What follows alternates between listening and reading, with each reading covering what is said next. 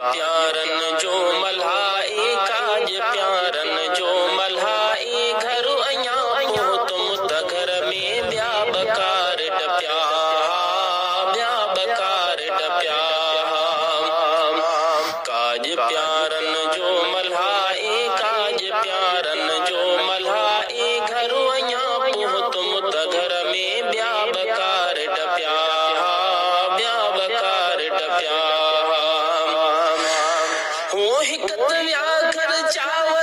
छा गाल कर चन जी कजे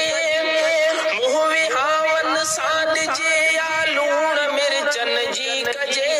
लूण मिर्चन जी कजे सौदो उधर ते खड़ाए सौदो उधर ते खड़ाए घर अया पो तुम त घर में ब्या बकार टप्या ब्या बकार टप्या काज प्यारन जो मल्हाई काज प्यारन जो मल्हाई घर अया पो तुम त घर में ब्या बकार टप्या ब्या बकार टप्या हो ओड़े पाणे पाण खे हलणो पवे थो राज में हिकड़ी शादीअ में शमूलियत कई वरी बेकाज में कई वरी बेकाज में पोत जा पैसा लिखाए पोत जा पैसा लिखाए घर अया पो तुम त घर में ब्या बकार टप्या ब्या बकार टप्या काज प्यारन जो मल्हाई काज प्यारन जो मल्हाई घर अया पो तुम त घर में ब्या बकार टप्या ब्या बकार टप्या हो हर जगह ते शामियाना दिस विहावन जो मज़ो खोड़ काढ़िया कोन पुहता पोत कावन जो मज़ो पोत कावन जो मज़ो मात पंहिंजी पत रहाए मात पंहिंजी पत रहाए घर अया पो तुम त घर में ब्या बकार टप्या ब्या बकार टप्या काज प्यारन जो मल्हाई काज प्यारन जो मल्हाई घर अया पो तुम त घर में ब्या बकार टप्या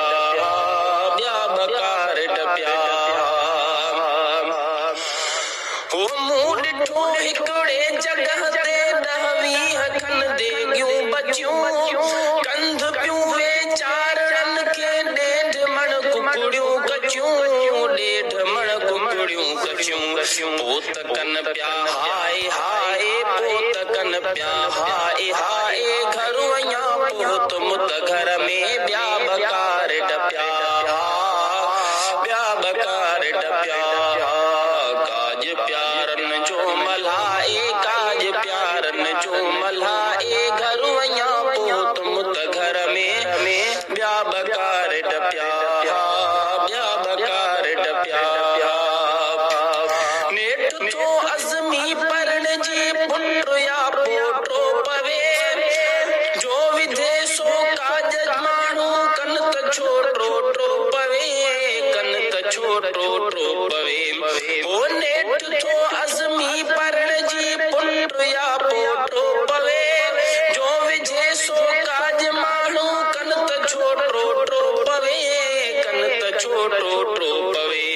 पर पिलानंग का बिना है पर पिलानिंग का बिना है घर अया पो तुम त घर में ब्या बकार टप्या ब्या बकार टप्या काज प्यारन जो मल्हाई काज प्यारन जो मल्हाई घर अया पो तुम त घर में ब्या बकार टप्या